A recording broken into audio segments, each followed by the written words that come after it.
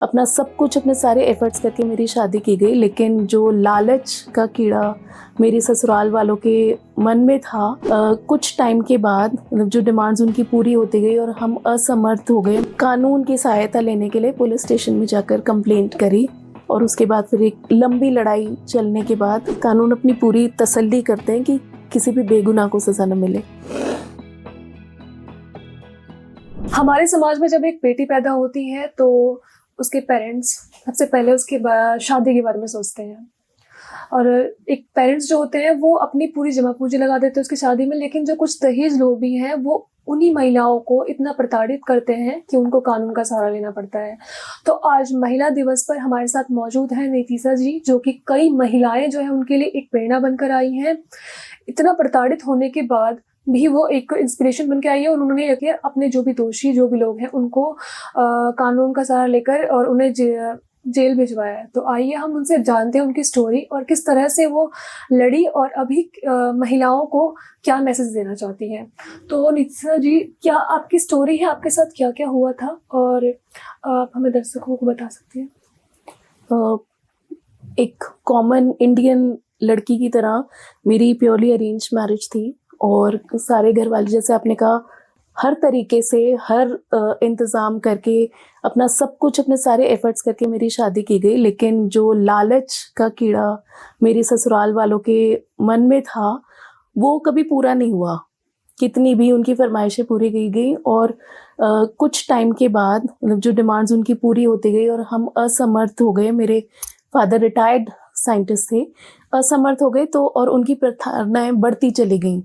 वो इस हद तक बढ़ गई कि मुझे मतलब अपने अंत के अलावा कुछ नहीं दिख रहा था। तब जाके मैंने कानून की सहायता लेने के लिए पुलिस स्टेशन में जाकर कंप्लेंट करी और उसके बाद फिर एक लंबी लड़ाई चलने के बाद, लंबी लड़ाई कानून से भी चलने के बाद, समाज से भी चलने के बाद, फाइनली जुडिशरी का जो डिसीजन आया तो मेरे एक्स हस्बैंड और उनके पेरेंट्स को 3-3 साल की सज़ा हुई। मैम, मैं ये जानना चाहूँगी कि आपकी शादी कब हुई थी और कब से ये सब शुरू हुआ? और एक लड़की जब शादी होती है उससे पहले क्या एक्सपेक्टेशन होती है और शादी होने के बाद आपके साथ क्या? एक्सपेक्टेशन मेरी भी यही थी कि शुरू में एक ग्रैंड वेडिंग होगी, जो हर लड़की का इंडिया में, हमारा देश तो जाना चाहता है ऐसी शादियों के लिए कि उसका सपना होता है सब कुछ बहुत अच्छा, और सब कुछ वैसा ही हुआ। लेकिन शादी के 15 दिन बाद से ही ये सब शुरू हो गया। तो जो सब था वो सब खत्म हो गया और एक ऐसी चीज़ सामने आई कि जिसमें फिजिकल, मेंटल, फाइनेंशियल टॉर्चर इस लेवल पर हुआ कि उनको ये ज़िद थी कि डिमांड्स फ्लैट की, बाहर जाने की, पैसे स्पॉन्सर करने की, आगे उनकी डिमांड्स बढ़ती चली गई और डिमांड्स के साथ साथ टॉर्चर भी बढ़ता चला गया। तो जो बाद में हुआ वो तो बिल्कुल किसी भी लड़की के या उसके घर वाले के सोचने के विपरीत हुआ था। मैम, इस पूरी लड़ाई में आपका साथ किसने दिया? मतलब जैसे फैमिली के लोग, सोसाइटी बहुत सारे सवाल पूछती है, लोग मतलब आपका साथ देना छोड़ देते हैं एक टाइम पर आकर। तो किसने आपका साथ दिया? शुरू में तो सबने ही साथ छोड़ा था क्योंकि सबको ये लगता है कि एडजस्टमेंट्स हैं, कर लो, अच्छा अगर नहीं हो पा रहा है तो जॉब क्यों करनी है, छोड़ दो, फैमिली स्टार्ट कर लो, कुछ कुछ भी करके और उनको और इस तरीके से उनकी सेवा करो कि वो अपनी प्रताड़नाएं कम करें। कहीं पे भी ये चीज़ नहीं आई कि कुछ गलत हो रहा है। गलत कुछ नहीं, सब कुछ सामान्य लग रहा था कि ऐसा ही होता है समाज में। लेकिन फिर मेरे साथ जो सबसे पहले आए मेरे फादर, जब उन्हें लगा कि अब पानी सर से ऊपर हो गए, उन्होंने, वो मेरा सबसे बड़ा सपोर्ट बने। और जब मेरी लड़ाई शुरू हुई तो जो मेरे एडवोकेट थे वो मेरा सबसे बड़ा सपोर्ट बने और इन्हीं दो लोगों का सपोर्ट ज़्यादा था कि मैं टूटी नहीं और इसीलिए अंजाम तक पहुंच पाई, जो कि बहुत केसेस में नहीं होता है। ज़्यादातर केसेस में केस फाइल होते हैं, लड़की टूट जाती है, वो विड्रॉ कर लेती है या समाज उसे समझा बुझा के बिठा देता है कि तुम गलत कर रही हो, तुम्हारे साथ आगे सब तुम्हें बॉयकॉट कर देंगे। तो ये 2 लोग थे जिन्होंने मेरा पत्थर की तरह मेरा साथ दिया और कभी मेरे को टूटने नहीं दिया। मैम भारत में कई महिलाएं जो है पढ़ी लिखी नहीं है, ठीक है, बैकग्राउंड में जो लड़कियां हैं उनके साथ हाँ ये जो दहेज को लेकर जो प्रताड़ना होती है वो होती रहती है। तो आप एक पढ़ी लिखी महिला है, तो आपके लिए ये पढ़ा लिखा होना आपके लिए कितना फायदेमंद रहा आपके केस में?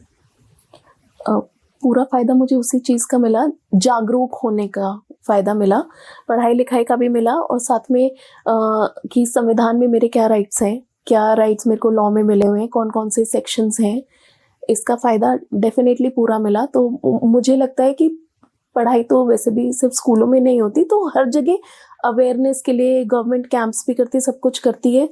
ये बहुत ज़रूरी है कि हम ये जानें कि क्या हमें राइट्स हैं और क्या उसी से हमें सही और गलत की समझ में आती है। जी। तो अभी मैम जैसे आपने डिवोर्स ले लिया, ठीक है, आपकी फैमिली वगैरह भी आप सेपरेट हो गए हैं, तो अभी आपके कोई आपको ये कहता है कि नहीं यार शादी होनी चाहिए और शादी कर लेनी चाहिए, बिना शादी के क्या होता है, ये ऐसे सवाल आपसे पूछे जाते हैं? बिल्कुल पूछे जाते हैं, हर वक्त पूछे जाते हैं।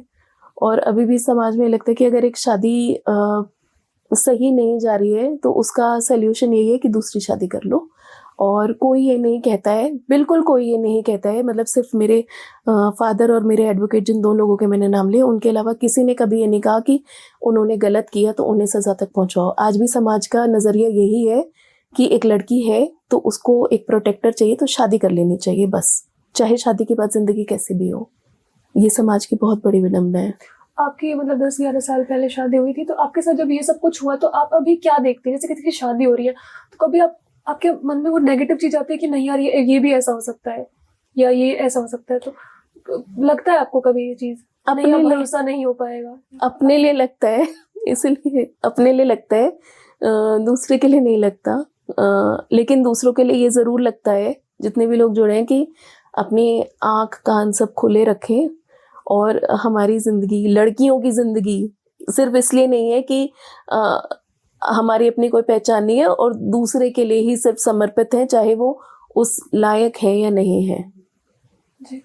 मैम एक सवाल और कि जैसे कोई केस चल रहा है, ठीक है, तो अभी जो भी लोग केस लड़ रहे होते हैं तो उनके दिमाग में एक चीज़ है, हमने मूवी भी देखी होगी कि तारीख पे तारीख निकलती रहेगी और होता रहेगा। तो आपका इतनी लड़ाई 4 साल की जो आपकी लड़ाई रही, तो इसमें आपको लगा कि नहीं यार नहीं मिल पाता लड़कियों को इंसाफ कई जगह पे ऐसे, तो हमारे कानून को लेकर आप क्या बोलना चाहेंगे?